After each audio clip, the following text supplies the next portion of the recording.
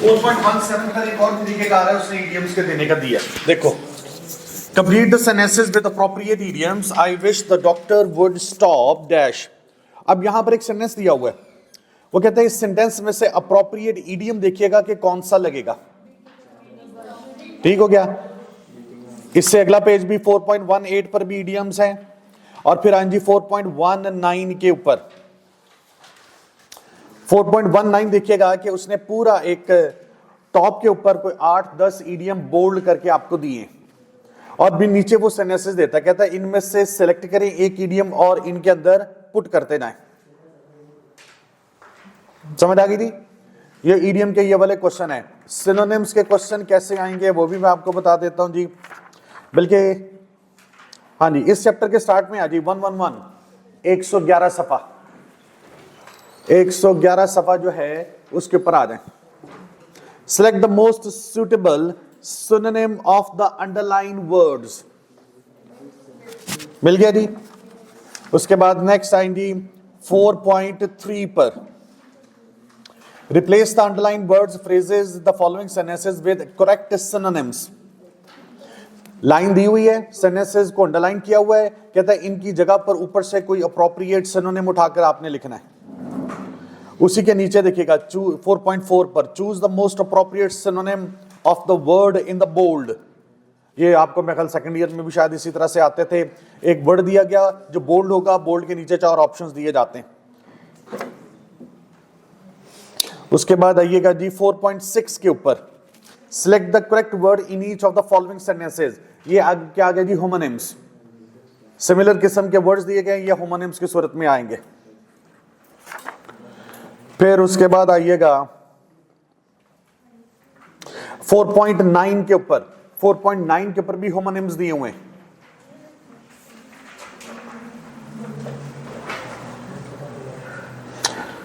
Done जी। फिर 4.12 इसमें भी सिनोनिम्स हैं।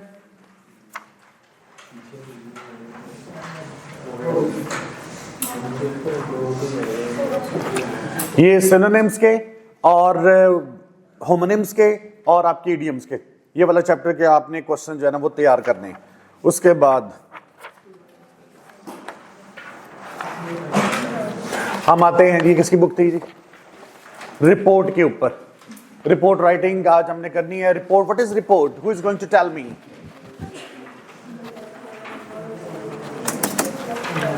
What is report? एनीवन? ये लो भाई, कैच करो जी। कोई भी नहीं? ला हौला वला कुव्वता इल्ला बिल्लाह। Wow, that's good ji.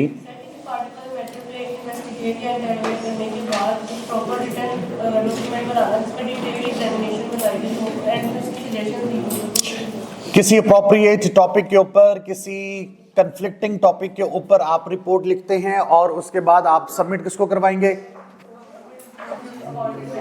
Manager को। अब मुझे दूसरे नंबर पर ये बताइएगा कि आपको रिपोर्ट लिखने के लिए कहता कौन है?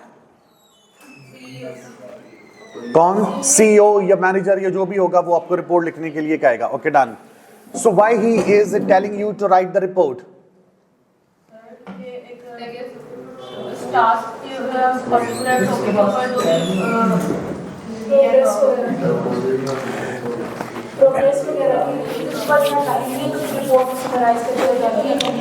एक मैनेजर समझता है कि उसके पास इतना टाइम नहीं है कि वो किसी टॉपिक को इन्वेस्टिगेट खुद करे, इसलिए वो अपने सबऑर्डिनेट को ऑथराइज करता है कि जाओ और जाकर इस टॉपिक के ऊपर इन्वेस्टिगेशन करके लेकर आओ, और फर्स्ट हैंड इंफॉर्मेशन जो है ना वो मुझे देनी है आपने मुझे।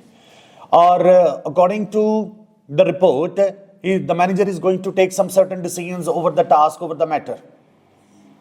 कवर लेटर क्या होता है? What is cover letter?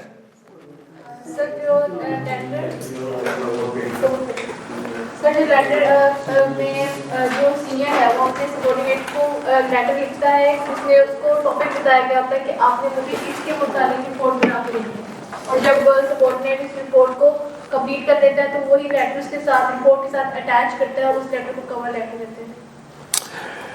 मैं मैनेजर हूं, मैंने आपको रिटर्न अथॉरिटी दी कि जाएं इस टॉपिक के ऊपर इन्वेस्टिगेशन करें।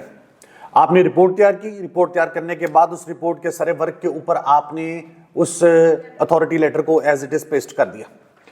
इस अथॉरिटी लेटर का आपको क्या फायदा होगा? मैनेजर ने तो रिटर्न अथॉरिटी दिया आपको, आपने बिल्कुल इस्तेमाल की, आपने उसको उसके रिपोर्ट के ऊपर लिख भी दिया, लेकिन any other benefit of it? जब आप इन्वेस्टिगेशन करेंगे तो एम्प्लॉयज को दिखाएंगे। एब्सोल्युटली राइट, बिल्कुल नहीं, क्योंकि जब आप इन्वेस्टिगेशन करने जाएंगे, एम्प्लॉयज के पास जाएंगे और उनसे क्वेश्चनिंग करेंगे, तो हो सकता है कुछ एम्प्लॉयज कहें कि भी आप कौन है और किसने आपको ये कहा, तो आप उनको अथॉरिटी लेटर दिखाते हैं कि yes this is an authority letter given by the manager and on the instruction of the manager I am here to investigate over this matter. और दूसरे नंबर पे कवर लेटर कहां पर इस्तेमाल होता है? जॉब एप्लीकेशन में। आपने सीवी बनाया, सीवी के ऊपर जब आप जॉब एप्लीकेशन अटैच करते हैं तो that job application is also called cover letter. अगर आपको पेपर में वो ये भी कह देता है कि लेटर ऑफ एप्लीकेशन लिखें, वो भी सेम वही है। और उसका फॉर्मेट क्या होगा सर? एप्लीकेशन लिखने का फॉर्मेट क्या होगा? सेम वही फॉर्मेट होगा जो हमारा लेटर का फॉर्मेट है, बिजनेस लेटर का फॉर्मेट। क्लियर जी? अच्छा जी, रिपोर्ट को प्रेजेंट करने का क्या तरीकेकार है? कौन बताएगा जी? Anyone from the boys? आपने रिपोर्ट तैयार कर ली, रिटन सूरत में बना ली, एक फाइल बना ली, जो भी कुछ बना लिया, now you are going to present it to the manager. What is the way now? Post करेंगे, ऑफिस बॉय को भेज देंगे, खुद जाएंगे, खुद जाके आप मुझे रिपोर्ट दे देते हैं। अच्छा, रिपोर्ट आप भी बताइएगा difference between the short report and the long report. Sir short होती है, लॉन्ग होती है। Last two, difference between the short report and the long report. Short report जो है वो 3 to 5 पेजेस की होती है। ओके। जो है वो ज्यादा 6 सफ़े की। अब उन्होंने कहा कि शॉर्ट रिपोर्ट 3 से 5 सफ़ों की होती है। Do you agree with her statement?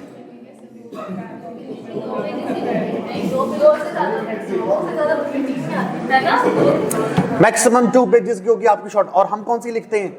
Short report.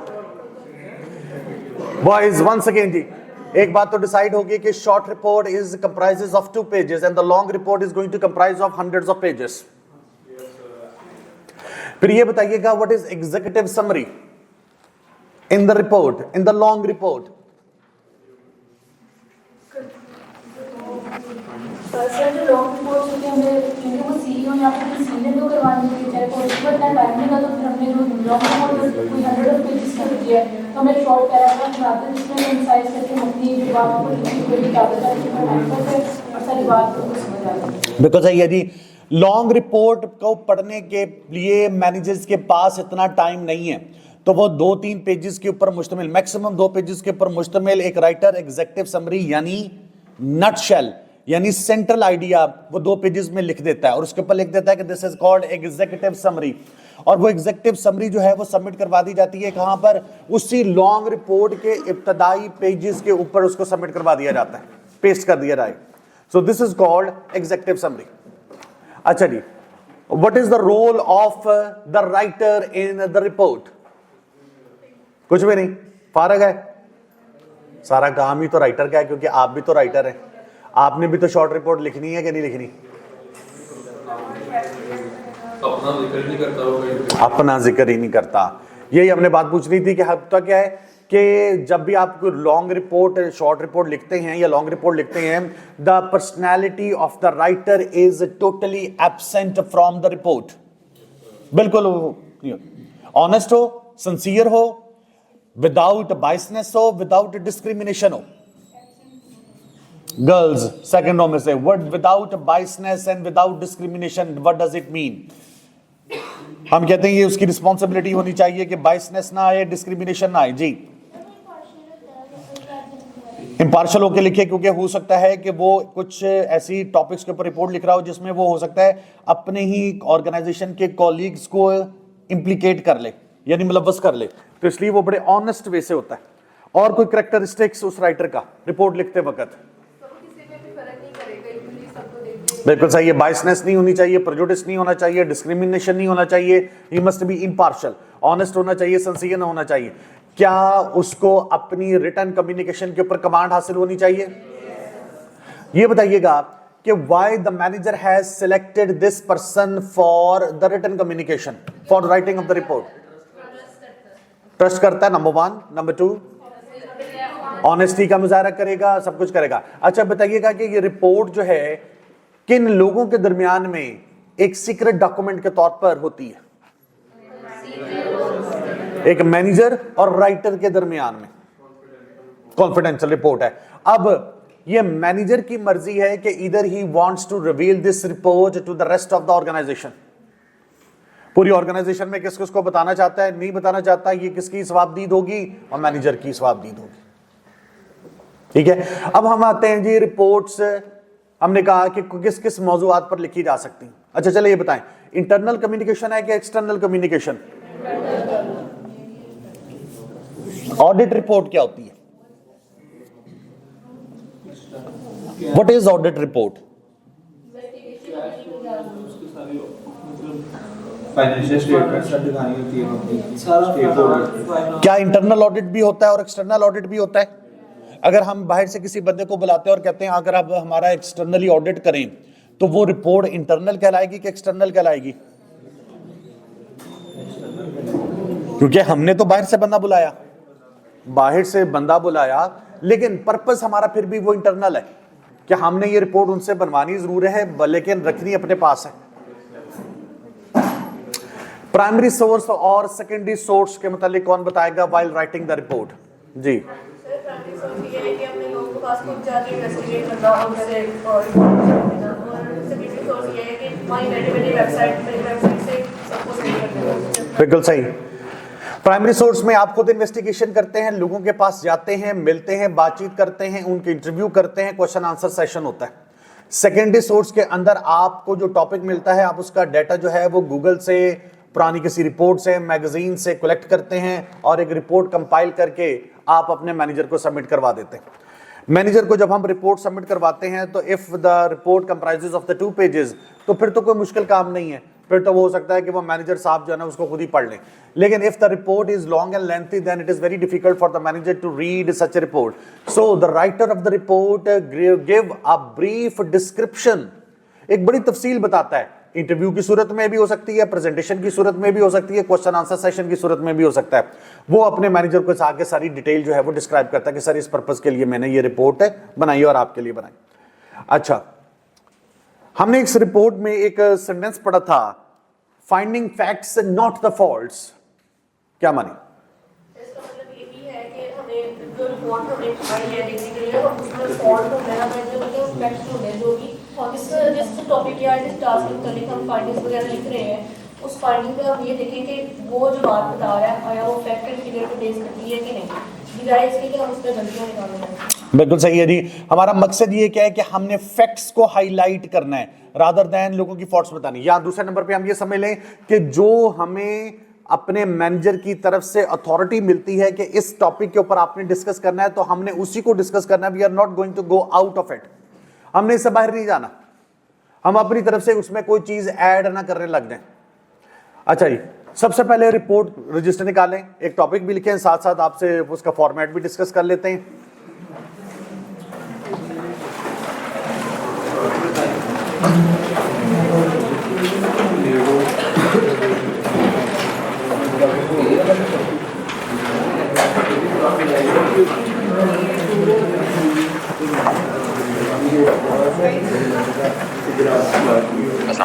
Sir TP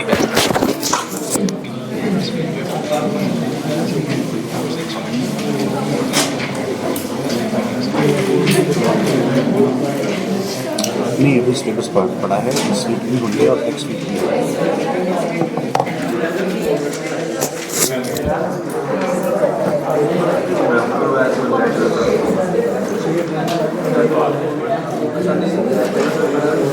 okay जी, रिपोर्ट का टॉपिक है जी आपके पास a research proposal for the approval of a budget.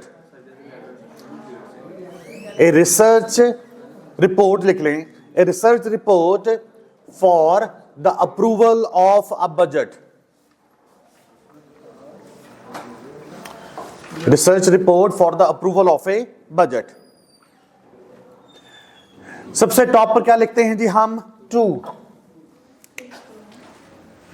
To लिखेंगे, फिर फ्रॉम जी। नेक्स्ट क्या होगा जी? डेट के बाद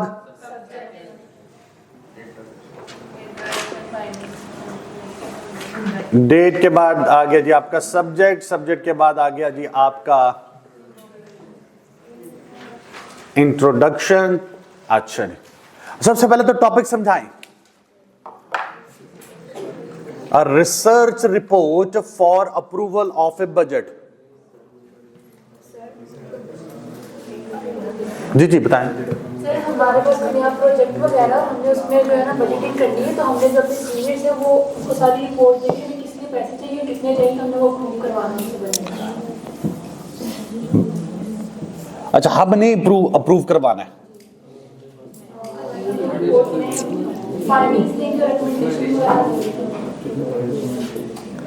क्या आपको नहीं लगता कि एक प्रोजेक्ट होगा, मैनेजर को ये नहीं समझ आ रही कि इस प्रोजेक्ट के लिए मुझे कितना बजट को एलोकेट करना चाहिए, ठीक हो गया ना? उसने वो किसको दी रिस्पॉन्सिबिलिटी? अपने सबऑर्डिनेट को। और वो सबऑर्डिनेट्स कौन से हैं? वो आप लोग हैं। आप लोगों ने अब देखना है कि इस प्रोजेक्ट के लिए हमें कितना बजट एलोकेट करना है। अब आप अपने जहन के अंदर सोचेंगे कि प्रोजेक्ट कौन सा है, ये आप लोगों ने खुद डिसाइड करना है। प्रोजेक्ट कौन सा है वो भी खुद डिसाइड करेंगे। बजट कहां कहां पर लगना है और किस किस चीज पे लगना है। मतलब मैं आपको सिंपलेस्ट वे में एक एग्जांपल दे देता हूं कि जी के कंस्ट्रक्शन करनी है आपने। प्रोजेक्ट है construction for the building for the college, कि जी हम सर इतने रूम्स बना रहे हैं, रूम्स बनाने के लिए इतना खर्चा आएगा। हमने पहले जगह ली, जगह के ऊपर इतना खर्चा, कंस्ट्रक्शन के ऊपर इतना खर्चा, ठीक है। अगर बहुत माइन्यूट डिटेल में अगर आप जाते हैं तो फिर तो बहुत ज्यादा आप बारीकी में चले जाएंगे। सर इतनी ईंटें लगेंगी, इतना सीमेंट लगेगा, उसका आप एक चार्ट बना सकते हैं। लेकिन ये आपकी एबिलिटीज और कैपेबिलिटीज के ऊपर डिपेंड करता है कि इलेक्ट्रॉनिक्स का सामान इतना लगेगा, सेवरेज का इतना लगेगा, वुड का इतना लगेगा, स्टील का इतना लगेगा, टाइल्स इतनी लगेंगी। ये तमाम का एक एक लाइन बना के साथ उसके एक्सपेक्टेड एक्सपेंडिचर्स जो हैं वो आगे लिखते जाएं। ठीक हो गया? ये आपने बना लिया। और फॉर ए बजट आप ये पूरा बनाकर दे देते हैं कि who is going to be responsible for constructing. फिर आप एक ABC कंस्ट्रक्शन कंपनी का नाम लिख देते हैं कि सर ये इन साहिबान को दे देनी चाहिए कि ये अच्छा कंस्ट्रक्शन का काम करते हैं, क्योंकि इनका बैकग्राउंड भी हमने देखा कि ये 4-5 इन्होंने बिल्डिंग्स पहले भी हमारे साथ जो है वो तामीर की हैं।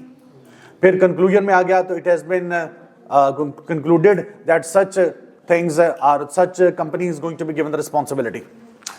दूसरा तरीकेकार ये होता है, एक तो ये चलें आप खुद लिखें, एक कंस्ट्रक्शन का तो मैंने बता दिया, बाकी आप अपना खुद ज़हन इस्तेमाल करें। जहां से जिसको ना समझ आए तो वो मुझसे पूछ ले। अप्रूवल से मुराद है कि आप कोई काम करने लगे हैं, आपको उसकी अप्रूवल चाहिए, लेकिन मैनेजर को नहीं समझ आ रही कि how much budget I should allocate for this project. So he wants the assistance of its subordinates, और सबऑर्डिनेट्स आप हैं, आप उनकी हेल्प करेंगे कि सर इस काम के लिए इतना बजट रिक्वायर होगा।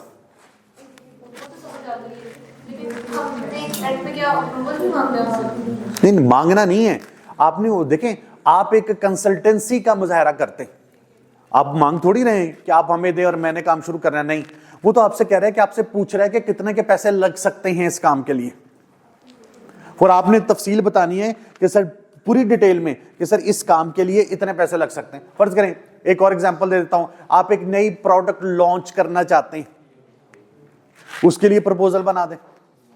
आप एक एनुअल डिनर लॉन्च करने लगे हैं, उसके लिए प्रपोजल बना दें, उसके लिए सजेशंस दे दें कि ये इसमें एक्टिविटीज होंगी, इसके लिए ये अखराजात होंगे।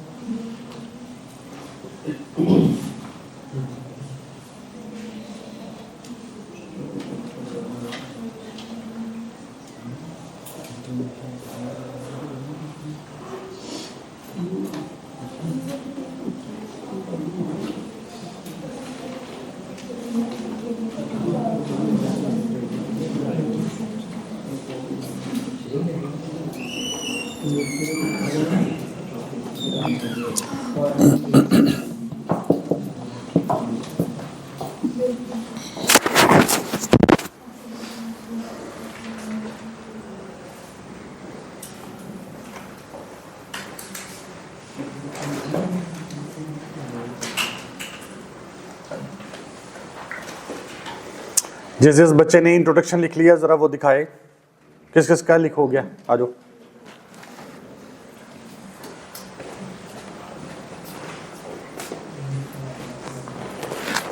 पेंसिल भी दे।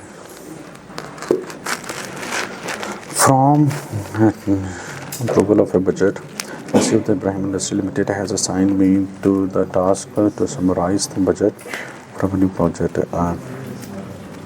पूरा लिख दें कि प्रोजेक्ट है कौन सा, अभी तक हमें ये नहीं पता लगाना ना। I have been working to materialise a suitable budget for our company's upcoming project, ठीक है ना। अभी यहाँ तक हमें अभी प्रोजेक्ट का नहीं डिफाइन हो सका कि क्या क्या करना है प्रोजेक्ट में।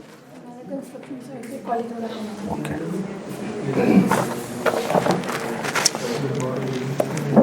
The year-end dinner will be held on 1st January. It is the annual dinner of our organization, and I am writing this report for the approval of its budget. ये its के ऊपर comma तो नहीं लगाया?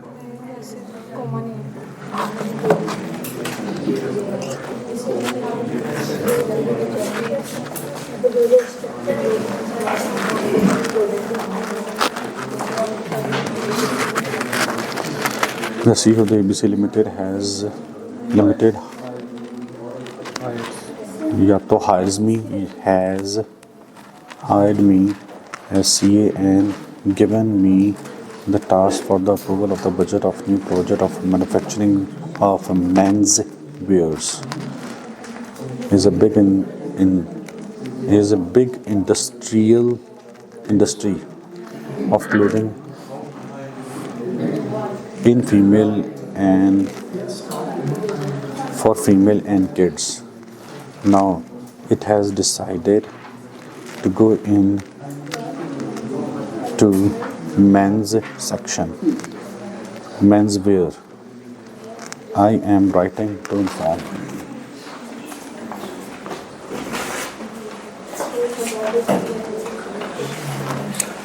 लिख लिया? बैठा रहो, मैं आ रहा हूँ, इधर ही आ जाता हूँ, आ रहा हूँ।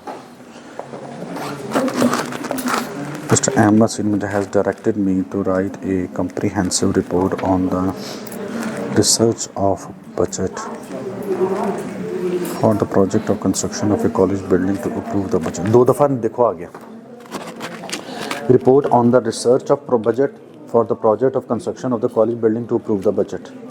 A comprehensive report on the construction of a college building and for approval of the budget.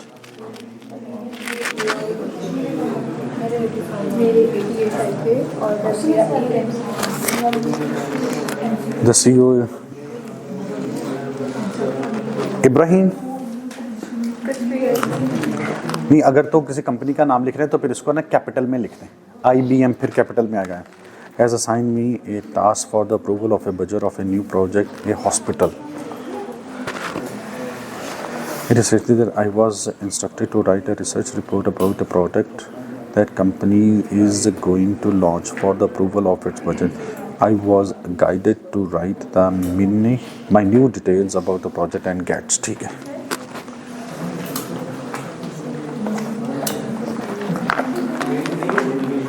See Mr. Ali, pencil दो।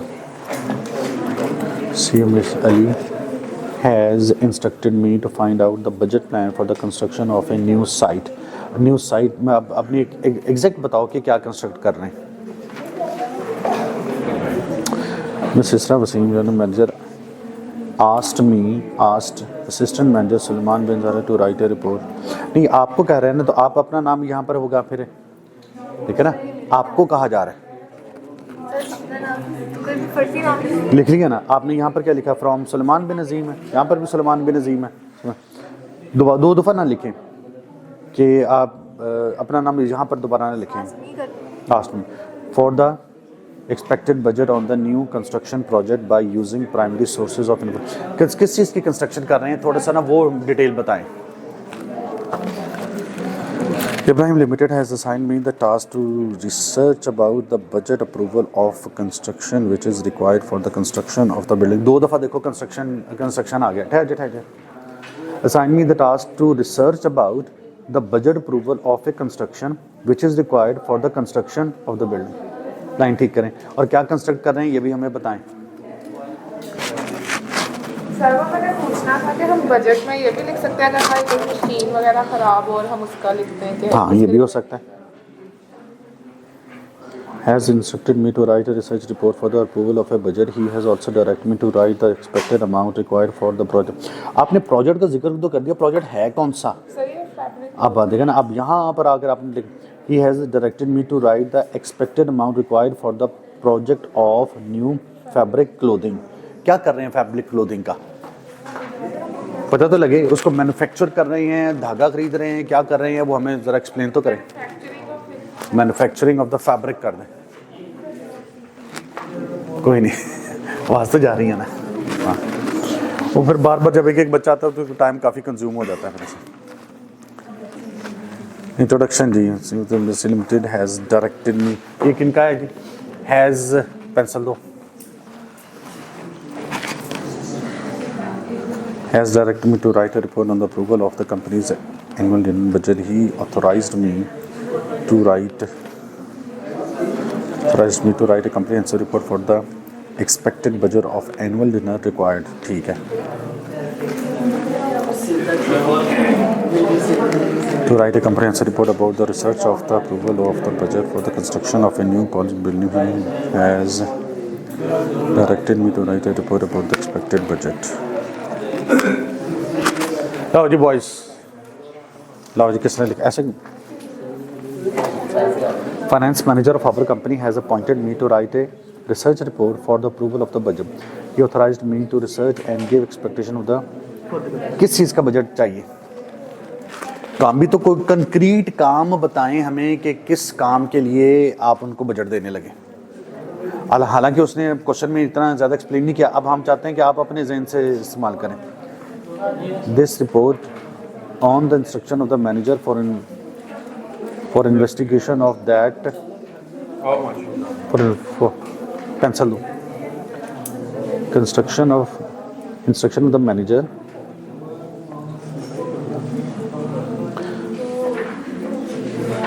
How much budget is required for the construction of the factory building. अच्छा ये बताएगा ना, how much से पहले कभी that नहीं आएगा। हाँ जी, आगे नहीं लिखा, उधर ही रुक गए हो। मैं दोबारा से, आपने इंट्रोडक्शन के अंदर क्या चीज़ करने लगे हैं? क्या नए प्रोडक्ट को लॉन्च करने लगे हैं? क्या कोई कंस्ट्रक्शन करने लगे हैं? क्या कोई एनुअल डिनर के लिए बजट को फाइनलाइज करने लगे हैं? क्या करने लगे? कंस्ट्रक्शन के लिए किस चीज़ की कंस्ट्रक्शन करने लगे? लिखा इंट्रोडक्शन में लिख लिया, वो समझ नहीं आ रही लिखना कैसे। पाँव अंदर करो, कहाँ है? As you know we want to construct a college. Now आपको देखो आप नहीं कंस्ट्रक्शन करने लगे, आपको देखिए मैं मैनेजर हूँ, मैं कंस्ट्रक्शन चाहता हूँ, मैं चाहता हूँ एक मैं कॉलेज के लिए एक नई बिल्डिंग कंस्ट्रक्ट करना चाह रहा हूँ। अब मुझे नहीं समझ आ रही कि मैं कहाँ पर करूँ, उसके लिए मुझे कितना पैसे एलोकेट करने चाहिए, ये मैंने रिस्पॉन्सिबिलिटी आपकी लगाई है। आप जब इंट्रोडक्शन लिखेंगे तो इंट्रोडक्शन में कहते हैं as per the direction of the service I am going to investigate into the matter how much budget is required for the construction of the college building. कि मुझे सर्विस ने कहा है कि इस कॉलेज की कंस्ट्रक्शन के मतलब इन्वेस्टिगेशन करें कि कितना बजट रिक्वायर होगा एक कॉलेज की बिल्डिंग को कंस्ट्रक्ट करने में, बस ये बात लिखनी है।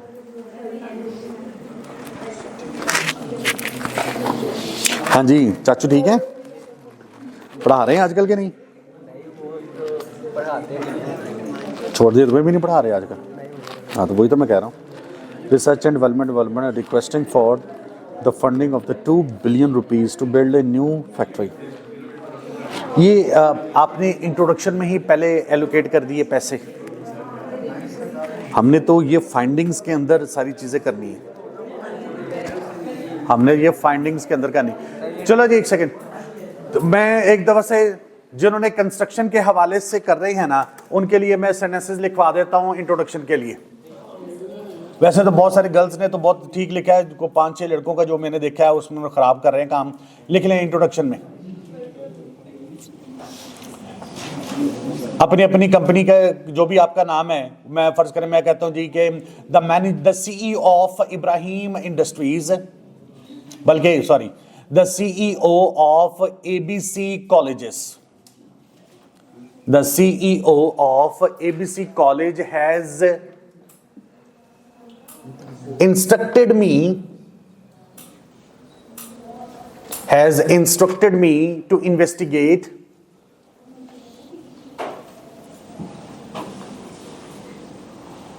and suggest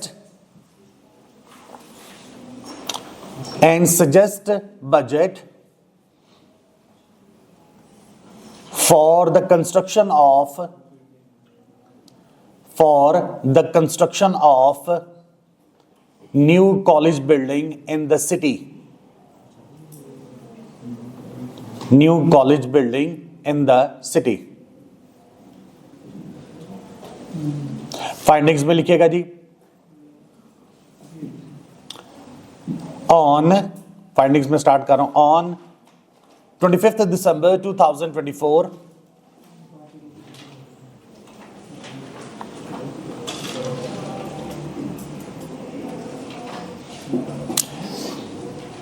in the annual meeting of the board of directors,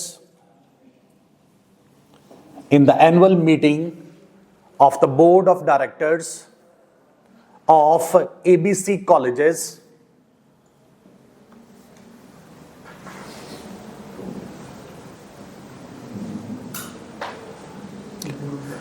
was decided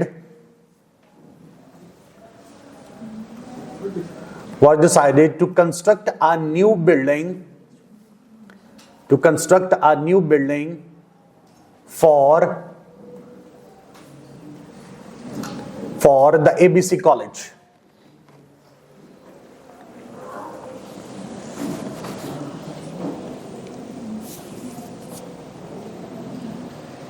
Full stop. I was authorized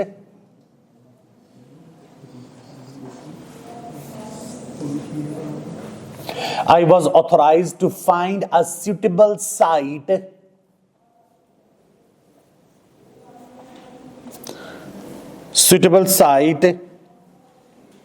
for the building. Full stop.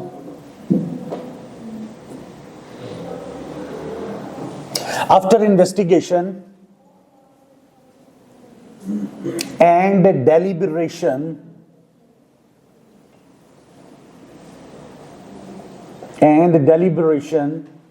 it was decided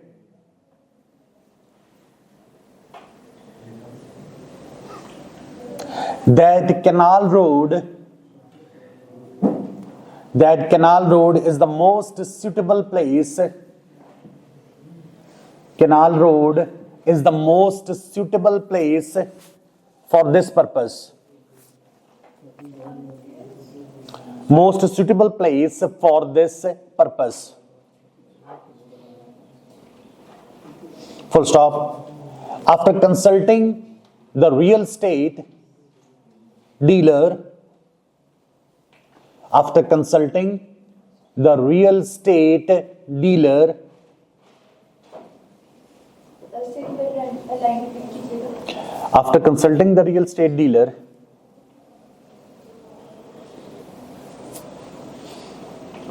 a budget of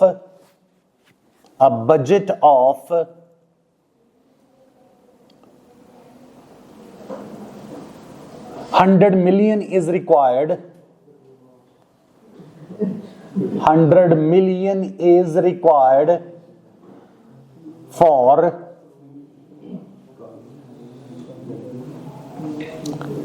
a 5 canal land, for a 5 canal land, land.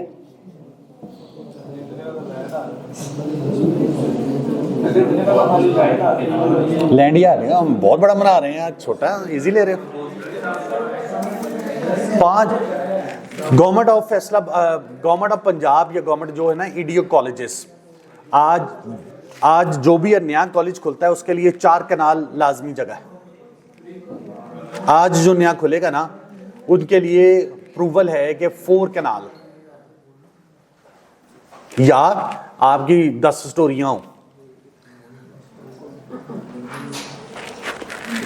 Space उतनी बनती हो, फिर वो different है। आप अपनी बात को नहीं समझ सकेंगे। इंटर के लिए क्या चाहिए, एडीपी के लिए क्या चाहिए, ग्रेजुएशन के लिए क्या क्या चाहिए, फिर लैब्स कितनी चाहिए, वो उनकी अपनी रिक्वायरमेंट्स हैं। बट नहीं आओ जी, कहां पर पहुंचा जी?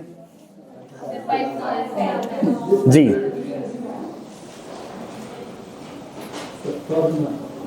a trusted civil engineering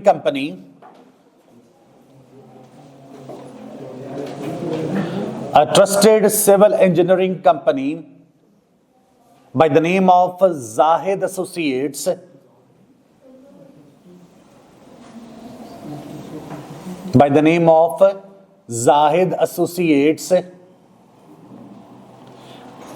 has given us an estimation of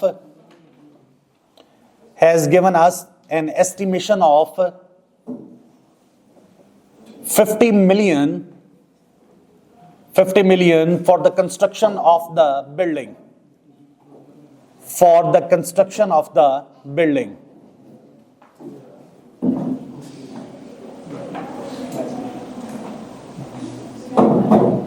For the construction of the building, building के आगे ब्रैकेट में लिख लीजिएगा grey structure, GREY, grey structure. ये किसी को पता है कि ग्रे एरियाज क्या होते हैं? जी नहीं, वो ग्रे स्ट्रक्चर एक समथिंग एल्स है, वो आपने बिल्कुल ठीक कहा। ग्रे स्ट्रक्चर होता है कि सिर्फ कंस्ट्रक्शन हुई, उसके अंदर उसकी जो फिनिशिंग है वो नहीं हुई। फिनिशिंग से मुराद के टाइल्स नहीं लगी हुई, वाइट वॉश नहीं हुआ, इलेक्ट्रिसिटी का काम नहीं हुआ, कुछ ऐसी चीजें जो है ना वो नहीं हुई। अंडरग्राउंड काम हुआ है, लेकिन अपरेंटली जिस तरह के आपने स्विचेस लगाने हैं, कुछ चीजें लगानी है, वो नहीं फिनिश्ड प्रोडक्ट्स में आती। अच्छा, ग्रे एरिया हम जब जिक्र करते हैं, ग्रे एरिया कहते हैं अनसर्टन। हम कहते हैं कि यार आप मुझे ग्रे एरिया में मत रखो, मुझे ब्लैक एंड व्हाइट में रखो। ब्लैक एंड व्हाइट एक इडियम है। ब्लैक एंड व्हाइट का मतलब होता है कि everything which is going to be written, कि लिख के बता दें। हुकूमत कहती है पीटीआई वालों से कि हमें ब्लैक एंड व्हाइट में दें, चीजें लिख कर दें, कल को ये ना हो कि आप कोई और डिमांड करना शुरू कर दें। So grey area uncertain situation. खैर, ग्रे स्ट्रक्चर ऐसे स्ट्रक्चर को कहते हैं कि जिसके अंदर एक ढांचा और सिर्फ खड़ा होता है, that is called grey area. अच्छा, to finish for the full stop के बाद, for the finishing of the building, further 20 million is required. 20 million is required.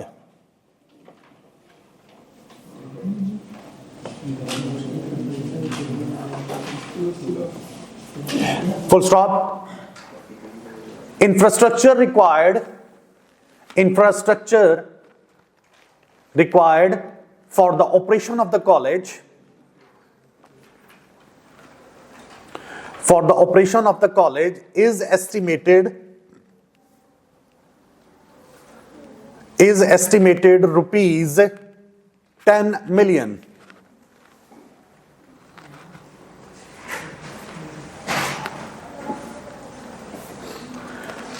For the marketing and sales purposes, next full stop के बाद, for the marketing and sales purposes, additional 3 million is required.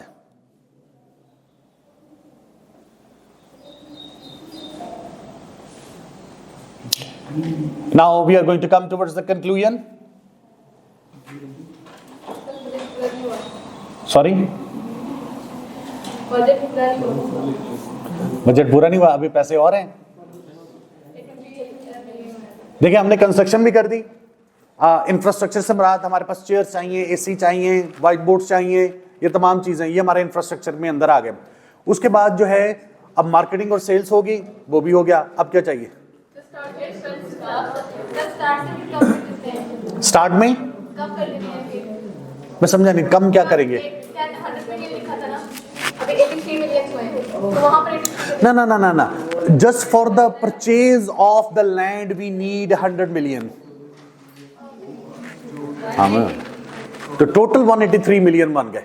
अब conclusion में लिख लेंगे canal road is the most suitable site, लिख लें conclusion, canal road is the most suitable site for the construction of the college building. For the construction of the college building. अब आपने calculate कर लिया हुआ है, ₹183 million, ₹183 million is required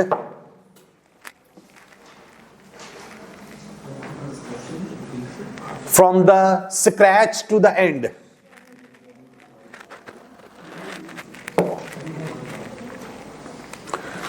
From the scratch to the end. अब recommendations क्या हो सकती हैं? What do you think? बनवानी की किट से। हमने वैसे तो मशवरा किया है जाहिद एसोसिएट से, आप उनका नाम लिखना चाहें या एबीसी और किसी कंस्ट्रक्शन कंपनी का नाम लिखना चाहें वहां पे लिख लें। फिर आप इसकी कंस्ट्रक्शन का लॉन्चिंग टाइम बता दें कि जी के इस वक्त करेंगे तो इस वक्त एडमिशन हो जाएंगे, 6 महीने के अंदर बिल्डिंग बन सकती है। दूसरा ये हो सकता है। तीसरा, what type of furnishing and finishing you want, कि मास्टर की टाइल्स होनी चाहिए, ठीक है, और तमाम जो है ना वो एलसीडीज जो भी आपकी चीजें एडिशनल होनी चाहिए वो आप बीच में ऐड कर लें। तो these are some of the your recommendations. Recommendations आप खुद लिखिएगा, एक टॉपिक और लिख लें, घर से लिख लीजिएगा।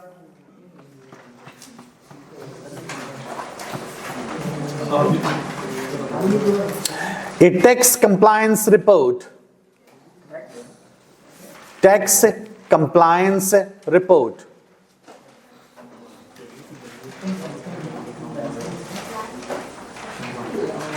बता सकते हैं जी, एक्सप्लेन करेंगे what is tax compliance report?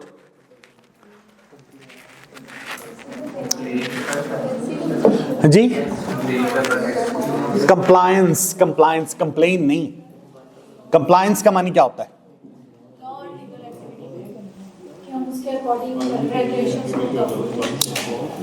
Who is responsible for the collection of the tax in Pakistan? Do you know any of the departments? FBR और इनकम टैक्स, FBR को कहते हैं ना, फेडरल बोर्ड ऑफ रेवेन्यू। अच्छा जी, उसके बाद excise and taxation department. These two departments have been given the task by the government of Pakistan to collect the taxes. खैर बाकी तीसरा और भी बहुत सारे लोग करते हैं, जैसे PHA है, वो आपको बताया था कि जो होर्डिंग्स लगी होती हैं इनके टैक्सेस जो है वो PHA कलेक्ट करता है। अब टैक्स कंप्लायंस रिपोर्ट दो तरह से लिखी जाती है। अगर तो विद इन द ऑर्गेनाइजेशन अगर अपने स्कोप छोटा करना है तो आप उस लिमिटेड स्कोप में रख सकते हैं, अगर वाइड स्कोप में करना है तो आप being the manager of the FBR, you are going to give advice to your subordinate, please update me about the tax compliance report, कि कितना टैक्स अभी तक इकट्ठा हो चुका है फैसलाबाद के अंदर से, उसके मुतालिक मुझे रिपोर्ट बना कर दें। फिर आप बताएंगे जी सर फाइलर्स इतने हैं, इतने लोगों ने इस क्वार्टर के अंदर इतने पैसे जो है वो हमें इनकम की सूरत में सबमिट करवा चुके हैं और इतने अभी आउटस्टैंडिंग है, हमारा टारगेट ये है और इतने अभी आउटस्टैंडिंग हमारे पास अभी मौजूद है। Facts and figures must be there. हमने कंस्ट्रक्शन ऑफ द साइट करते वक्त देखिएगा एक एक चीज के साथ हमने उसका फैक्ट्स एंड फिगर्स दिए, हमने एस्टिमेटेड कॉस्ट भी बताई है, हमने किन किन कंस्ट्रक्शन कंपनीज से कोई काम करवाना, रियल एस्टेट वाले से काम करवाना, वो एक एक चीज हमने डिफाइन की। आपका क्वेश्चन वैसे पिछली रिपोर्ट में ये भी होना चाहिए था, सर हमने जितनी भी अमाउंट्स का जिक्र किया, क्या हम वो एक बुलेट्स बनाकर सीक्वेंस में नहीं लिख सकते थे कि हम कहते जी for the acquisition of the land इतने पैसे, फॉर द ग्रे स्ट्रक्चर इतने पैसे, फॉर द फिनिशिंग इतने पैसे, for the marketing and sales इतने पैसे, फॉर द इंफ्रास्ट्रक्चर इतने पैसे. तो that would be much easier for the examiner to study, to read. ये आप पे डिपेंड करता है. Same is the case with this report. FBR के मुतालिक जो भी आप रिपोर्ट बनाएंगे तो वो भी आप इस तरह से बनाएंगे. तो टैक्स कंप्लायंस रिपोर्ट आप लोगों ने लिख कर कल मुझे दिखानी है. बुलेट्स नहीं कर सकते लेटर के अंदर, रिपोर्ट्स के अंदर कर लीजिएगा. लेकिन हम जब लेटर के अंदर बुलेट वाला काम करते हैं तो उसमें अगर आप डाटा को लिखना चाहते हैं in the shape of charts, वो कर लें. चलो दान जी, हाँ जी बताइए जी.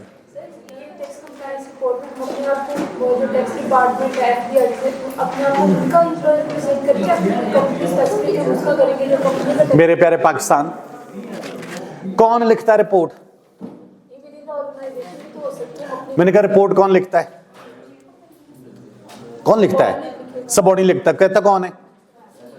सीईओ कहता है.